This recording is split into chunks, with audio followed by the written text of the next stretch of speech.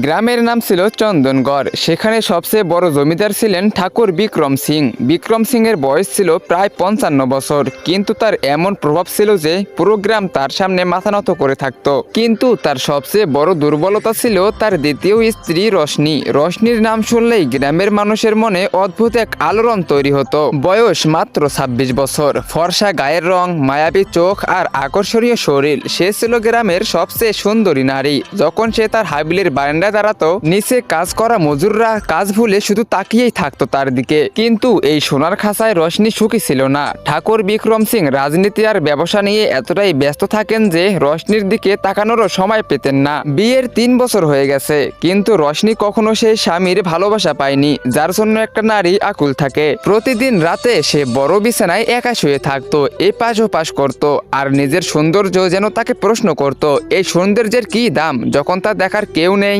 রশনির ভিতরে জমে থাকা আকাঙ্ক্ষা আগুনের মতো জ্বলতে শুরু করছিল। তার দরকার ছিল না দামি গয়না বা কাপড়, সে চাইতো একজন পুরুষের সান্নিধ্য।